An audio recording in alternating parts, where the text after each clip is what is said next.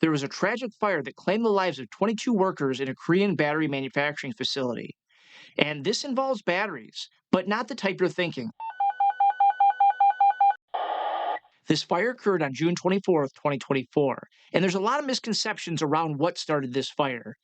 This plant was manufacturing lithium metal batteries, and there's a big difference between lithium metal batteries and lithium ion batteries. While the construction is fairly similar, there's no lithium metal in a lithium ion battery. But as the name states, there's lithium metal in a lithium metal battery, and they're constructed using a strip of lithium metal with a separator paired with a graphite strip. On the lithium ion battery side, those are constructed using aluminum and copper sheets with that separated material in between. The aluminum and copper sheets are coated in the lithium ion battery chemistry as well as graphite. There's security footage from those dramatic moments when the batteries actually failed, and it shows what the employees did once that happened. It appears the fire started in a stack of trays of lithium metal batteries, and it likely started with a single cell. One thing with lithium metal batteries, they are not rechargeable. So at this point, they're likely at a full state of charge. Whereas in a lithium ion battery, in the manufacturing facility, they are going through a process where they charge and discharge that battery. But typically during storage and prior to shipping, a lithium ion battery will be shipped at 30% state of charge or less. I would expect any battery manufacturing facility to actually have fire suppression in these types of areas where these batteries are stored. That way, if there is a failure, you can flood the area with water, limiting the extent of the fire, protecting the structure itself, protecting employees. However, you can see in this video, that is not the case. When these cells fail, it's a catastrophic failure and things happen extremely fast. Employees in the area around these types of batteries, they have to understand that if there's a failure, their best course of action is get the heck out of there.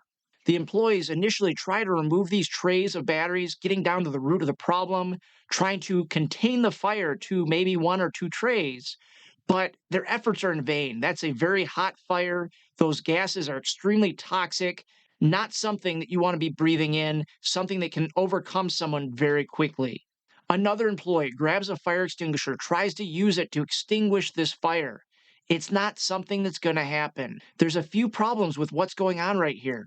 Number one, it doesn't appear this is even the right type of fire extinguisher for the job.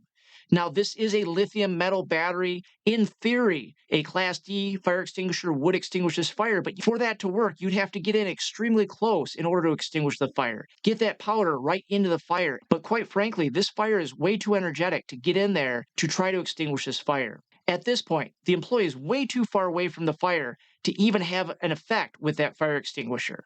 Another thing to realize, these battery cells, when they fail, they can become projectiles, flying almost 200 feet.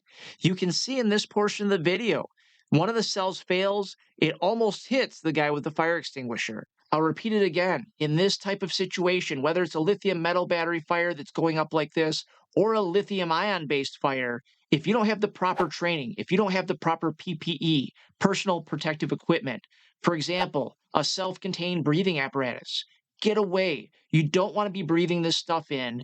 It's highly toxic. You've got a deflagration hazard, an explosion hazard, and it's just something that you don't want to be around. These types of battery manufacturing facilities are going in across the world, across the US.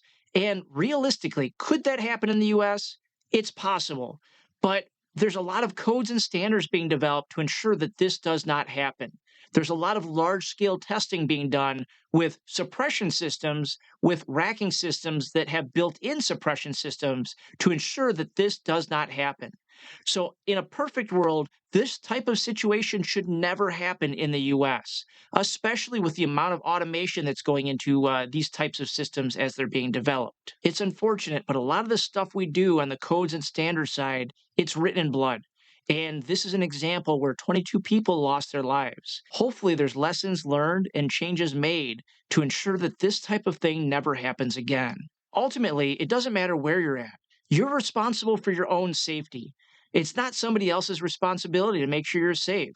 So pay attention, be safe, and if this type of incident happens around you, know how to get out.